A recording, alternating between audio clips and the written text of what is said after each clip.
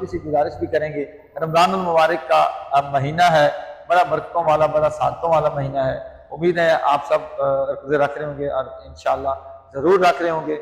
इस बात देखा गया है कि निस्बतन लोगों की जो रोज़ा रखने वालों की जो तादाद है उसमें इजाफा हुआ, ये बड़ी खुशाइंद बात है। बहुत सारे लोग रोज़ा रख रहे हैं, उसमें कुछ मौसमियाती तब्दीली और कुछ शऊर जो है वो लोगों तक भी ज़्यादा पहुँच चुका है।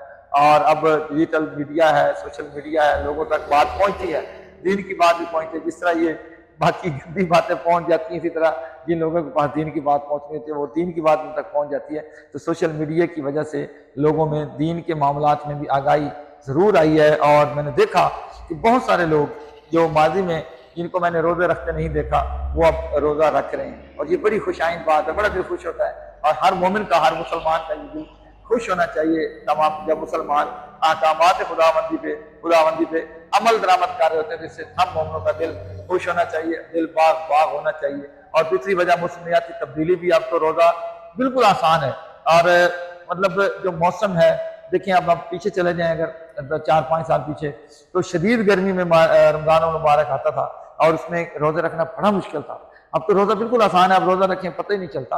वैसे भी इस्लामी नुक्ता नज़र से भी जो रोज़ा फ़र्ज तो है, लेकिन साइंसी मेडिकल नुक्ता नज़र से भी हमारी जो जिस्म की ज़कात है वो निकल जाती है।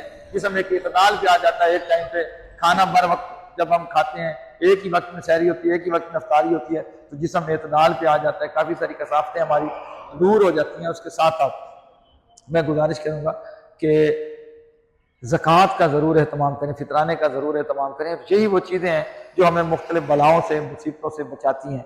इंशाअल्लाह हम पिछले साल की तरह इस साल भी अपने हुसैन बादशाह मोटर्स की तरफ से 300-400 से ज़्यादा घरानों में राशन तकसीम कर रहे हैं आप सबकी दुआओं से। और हम आपसे भी गुजारिश करेंगे, आप हमारे लिए दुआ करें कि हम इसको ज़्यादा से ज़्यादा वसअत दे पाएँ। और हमारी दुआ ये है कि आप सब भी अपने अपने जो आपके रिज़्क़ हलाल है उसमें से ज़कात निकालें, फितराना निकालें और गरीब लोगों तक, मुस्तहिक़ लोगों तक पहुँचाएँ। यही वो महीना है जिसमें बाकायदा तौर पर एक निसाब के तहत ज़कात दी जाती है। 2.5% यानी कि 100 पे ₹2.5 की ज़कात होती है। अगर जो माल आपके पास मौजूद है, उसमें जो रकम आपके पास मौजूद है, सारा साल मौजूद रही है, उसके ऊपर ₹100 में से ₹2.5 आपने ज़कात देनी है। और ये हम पे फ़र्ज़ है, ये हमने एहसान नहीं करना, ये हमारा फ़र्ज़ है। और अगर आप देखिएगा, जब आप ज़कात देंगे, अपने माल को पाक करेंगे, तो ये माल आपका सीधे रस्तों पर लगेगा, जायज़ रस्तों पर लगेगा, परेशानियों पर नहीं लगेगा। जब हम पे परेशानी आती हैं, दुख आते हैं, हमारे घरों में मुसीबतें बन जाती हैं, मरीज़ बन जाते हैं, ऑपरेशन करवाने पड़ जाते हैं, एक्सीडेंट हो जाते हैं, ज़मीनी आसमानी आफात बलायात आ जाती हैं, सैलाब आ जाते हैं, बारिशें आके नुकसान कर जाती हैं, तो ये वो नुकसान हैं जिनसे ज़कात और अल्लाह की राह में किया हुआ खर्च हमें बचाता है। इन आफात और बलायात से हमें बचाता है, हमारे रिज़्क़ को पाक करता है। हमारा रिज़्क़ इतनी हद तक पाक हो जाता है कि हमें जो बाकी रिज़्क़ बचता है वो हमारे ये बहुत ही बरकतों वाला साबित होता है, बरकतों वाला और रहमतों वाला बनता है। तो मेरी तमाम भाइयों से गुजारिश है और दस्तबस्ता गुजारिश है कि अपने आस पास जितने भी लोग हैं उनके लिए ज़कात निकालें, उनको पहुँचाएँ। और इसकी तशहीर करने की बिल्कुल ज़रूरत नहीं है, आप अगर चाहें तो उसको खुफिया तरीके से भी उन तक पहुँचा सकते हैं। बहरहाल अल्लाह के यहाँ दोनों ही मकबूल हैं। आप खुफिया तरीके से करें या एलानिया तौर पर अगर आप इन्फाक फी सबीलिल्लाह करते हैं, अल्लाह की राह में खर्च करते हैं, दोनों ही काबिल कबूल है।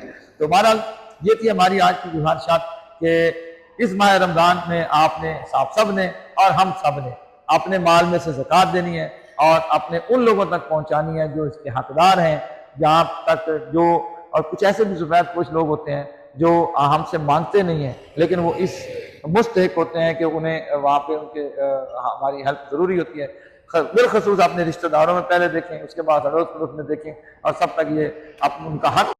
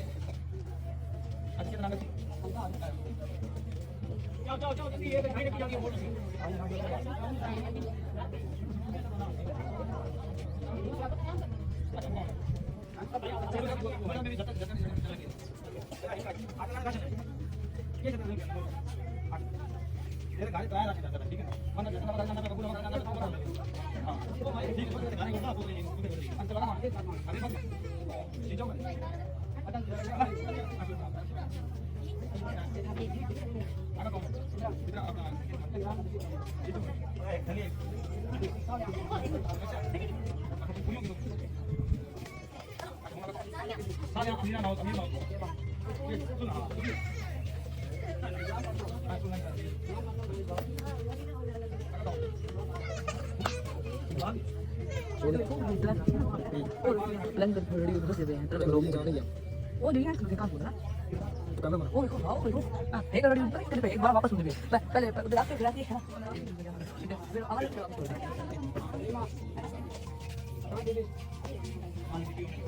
Apa tuh seorang itu? Orang. Ada yang berapa? Oh, Pak.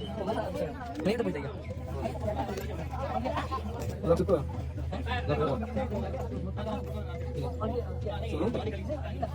Suruh dia.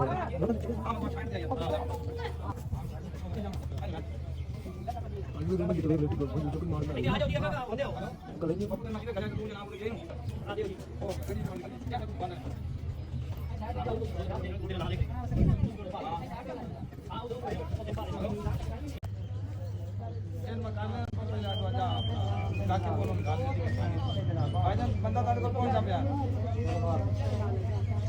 Hello दादा शानी फिर को पहुंचा पे अब बोल भाई ना तेरा नाम क्या मान जारी ना कहता बोल पे ना को ये मगन तो मैं ना करे लगू देख लो ये डाटा ही इते उते मोड़ के ले जांदे हो जा मोड़ पर आंटी का शेयर ਦਿੱਤੀ भाई ओ जरीन इधर टुरना ही चलो आई थुनु डब्बी मोड़ काट जा हेलो हेलो दोबारा क्या ना तेरी एक डी लिखाई बेची ना नाम हेलो सलाम जी ये है क्या जापान से बड़ा हां ठीक है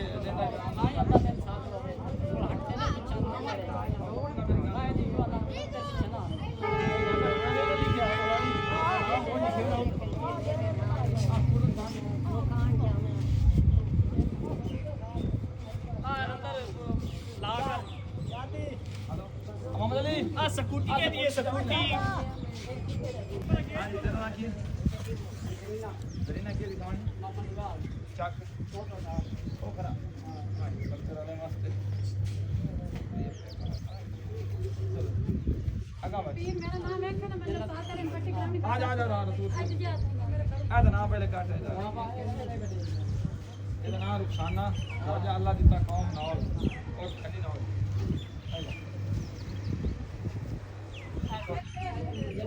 ਸਲੀਮ ਵਾਲੀ ਹੋ ਨਹੀਂ ਗਈ ਹਾਂ ਆ ਸਲੀਮ ਦੀ ਕਰੀ ਆ ਠੀਕ ਹੈ ਜਾਵਣ ਦਿਓ ਜਿਹੜੇ ਵਾਕਿਆ ਉਹਨਾਂ ਦੇ ਨਾਮ ਵਿੱਚ ਪਤਾ ਲੱਗ ਨਹੀਂ ਜਾਣ ਵਾਸਤੇ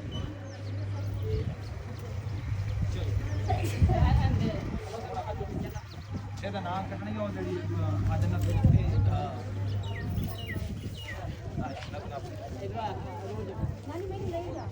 हाँ थोड़ा सामान होगा ठीक सीसीटीवी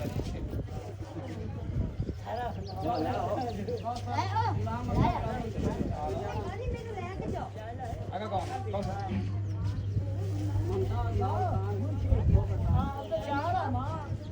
चलो चलो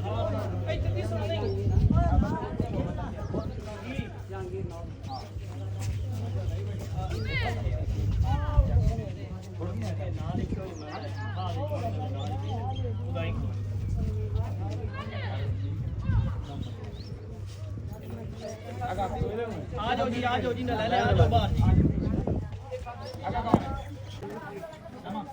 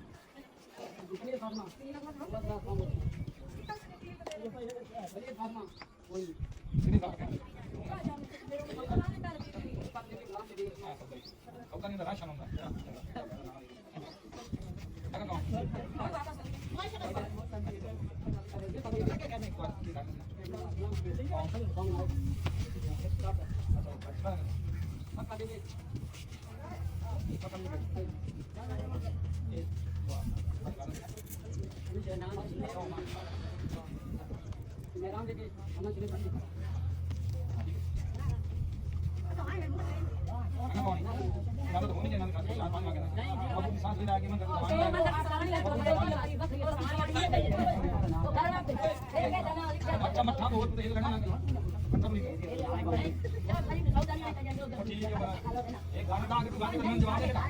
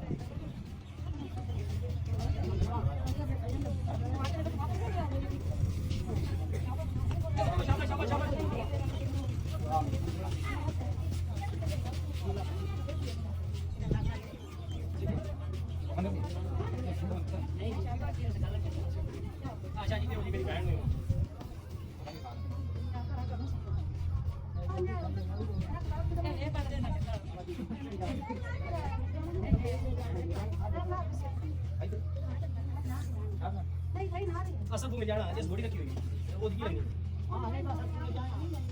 तू क्या दिसवानी मतलब ठीक छोले भी जेता मुझे दे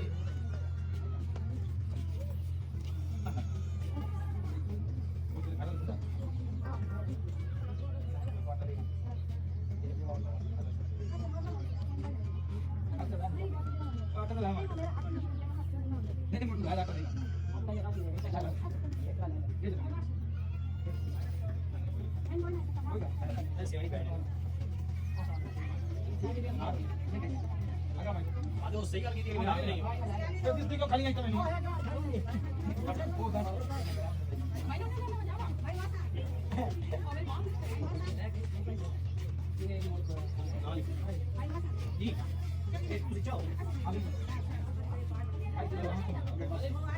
हाँ